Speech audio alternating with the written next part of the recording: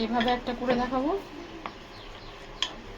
আর অন্যভাবে আর একটা করে দেবো। যেহেতু এইভাবে বের হয়ে যাচ্ছে, তাড়াহুড়োর মধ্যে এইভাবে বেরিয়ে গেছে, তো অন্যভাবে আর একটা করে দেখাবো। তো পুর ভরা পরোটা। তো কী কী লাগছে তার জন্য: ধনেপাতা, রসুন, কাঁচা লঙ্কা আর সামান্য বাটার। তো আমি ময়দাটা আগে বেলে নিয়েছিলাম, বেলে নিয়ে এর ভিতরে পুর দিয়ে রেখেছে। তো আমি এটাকে আগে থিতো করে নিয়েছি। এটা দেখ, যেখানে বাটার নিয়েছি 1 চামচ, 4-5 কোয়া রসুন, ধনেপাতা, 2টো কাঁচা লঙ্কা নিয়ে এটাকে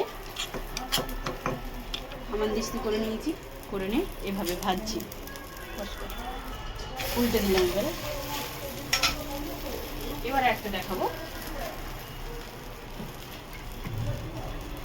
আবার একটা রুটি বেলে নেব ভালো করে।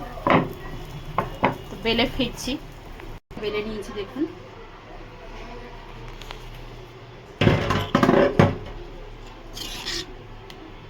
এর মধ্যে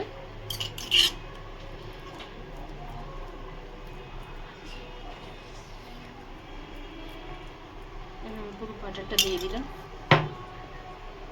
তো পাশে আমি আরেকটা রুটি বেলে রেখেছিলাম, এর উপরে দিয়ে দিলাম। এবার এরকম করে দুটো ধার চিপে চিপে দেবো। এটা দিলে কি হয়, এই দুটো একসাথে করলে কি একটু মোটা হবে, প্লাস পরোটাটা লিক হবে না। এবার হাই ফ্লেম করে পরোটাগুলো আমি ভেজে নেব। সুন্দর গন্ধ বেরোয়, গার্লিকের একটা সুন্দর। পরোটাটা এতই সুস্বাদু যে কি বলবো, আপনাদেরকে বলে বোঝাতে পারবো না। এত ভালো লাগে এই পরোটাটা খেতে। একবার যদি ট্রাই করেন, আমাকে কমেন্ট করে জানাবেন যে সত্যি পরোটা একটা খাইয়েছি, মানে খাইয়েছি কি একটা রেসিপি বলেছি। যে যে খেতে চাও চলে আসো কিন্তু।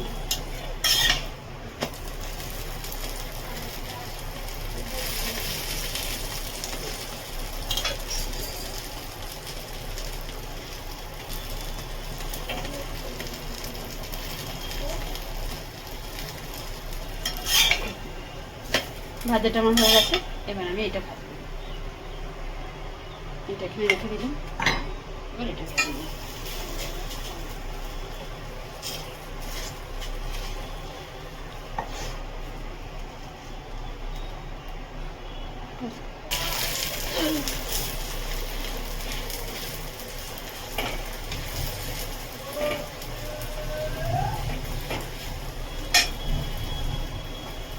তো পরোটা দুরকমভাবে আমি দেখিয়ে দিলাম, দুরকম শেপে। আপনারা যেমন সুবিধা মনে হয় সেরকমভাবে বানাবেন।